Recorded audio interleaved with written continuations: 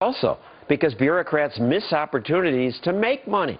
After all, it's not their money, it's your money. Why bother to keep track of most of it? Government's the biggest landowner in America. It owns 81% of Nevada, most of Utah, Alaska, Idaho. They could make billions selling some land or leasing more of it, but they don't. And in the nation's capital, Florida, Congressman John Mica discovered that government wastes tons of our money letting office buildings sit empty. He showed us 2 of them. 90,000 square feet, a block from here to here, unused. This is called the Cotton Annex. It's so close to the White House that the CBO says the space is worth $150 million. Yet it's been empty for 5 years. Well, it's not just buildings, it's properties too. This is a small building. It's only 90,000 square feet. Maybe that's small to you. But government people. Small. The normal people. We've got one down the street that they leased with 1 million square feet without any tenants. It's just empty. What's in it for them to hold on to this empty thing? It's bureaucrats. They can't make a decision. They got thousands of these properties, and nobody wants to make a decision. This is just here. We've got Miami, we got Chicago, Los Angeles. Down the street is the old post office. Thankfully, part of it's rented out, but the government still loses $6 million a year on this property because the annex sits totally empty. This annex has been vacant for 15 years. And it's not like it's a dump, it's a beautiful space.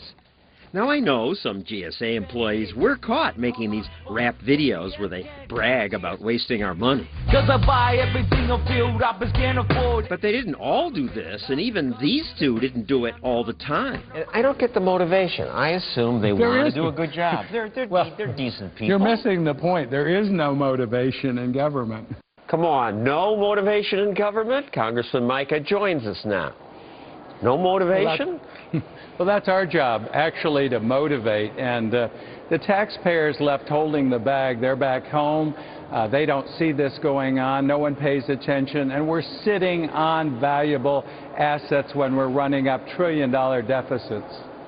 So the GSA admits it has 14,000 buildings it calls excess. The government even has a map that lists them, and it's kind of fun. You can click on one of these dots and learn more about how your money's being wasted and where.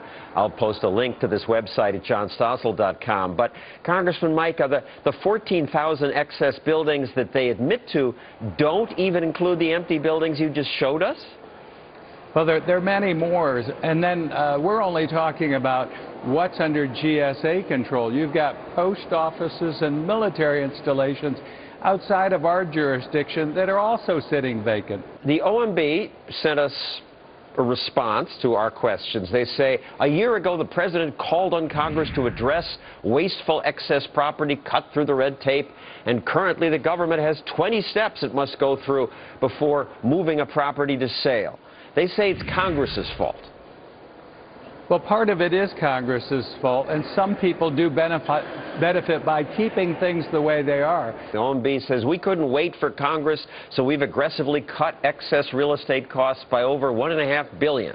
We can go much, much further. When you have approaching $17 trillion in debt and endangering our children's future, you've got to start somewhere, and that's not acceptable. Heaven forbid we should have the private sector engaged in property management.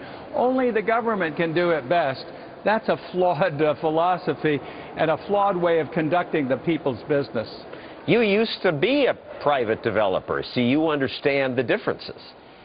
Absolutely, and I don't know anyone that would turn over their property or anything they own for the federal government or government to manage. They'd have to be crazy. Thank you, Congressman Mica. Good luck saving us some money.